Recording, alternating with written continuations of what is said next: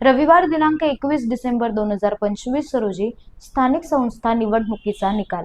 उद्या मतमोजणीचा दिवस. उद्या सकाळी 10 वाजेपासून मतमोजणीला सुरुवात होणार. राज्यातील 288 नगर परिषदा व नगरपंचायतींची मतमोजणी उद्या दिनांक 21 डिसेंबर 2025 रोजी होणार आहे. त्यामुळे आता उद्या कोणता पक्ष बाजी मारेल याकडे सर्वांचे लक्ष लागलेलं आहे.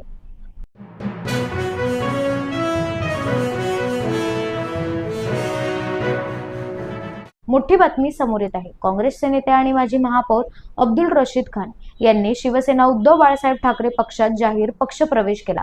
उद्धव ठाकरे यांच्या प्रमुख उपस्थितीत अब्दुल रशीद खान यांनी जाहीर पक्षप्रवेश केला.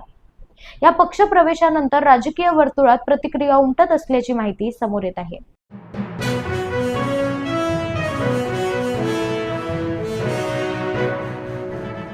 आमदार आदित्य ठाकरे पुणे दौऱ्यावर. आमदार आदित्य ठाकरे आज पुणे दौऱ्यावर आहेत. महानगरपालिका निवडणुकीच्या पार्श्वभूमीवर आज आमदार आदित्य ठाकरे मैदानात उतरले. आमदार आदित्य ठाकरे पुण्याच्या दौऱ्यावर असताना नागरिकांशी संवाद साधताना पुण्याच्या समस्या त्यांच्याकडून जाणून घेतल्या व सरकारवर जोरदार टीका केली.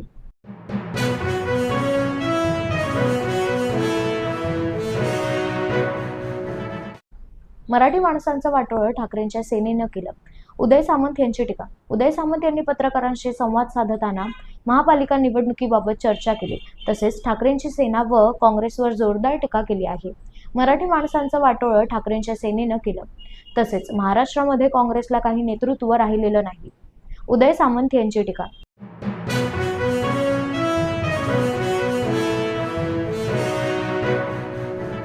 तुळजापूर ड्रग्ज प्रकरणातील मुख्य आरोपीची पाठराखण का करत आहे? खासदार ओमराजे निंबाळकर यांचं वक्तव्य. खासदार ओमराजे निंबाळकर यांनी पत्रकारांशी संवाद साधताना जोरदार टीका केली आहे. तुळजापूर ड्रग्ज प्रकरणातील मुख्य आरोपीची पाठराखण का करत आहे? तुळजापूरची बदनामी होत आहे. खासदार ओमराजे निंबाळकर यांचं वक्तव्य.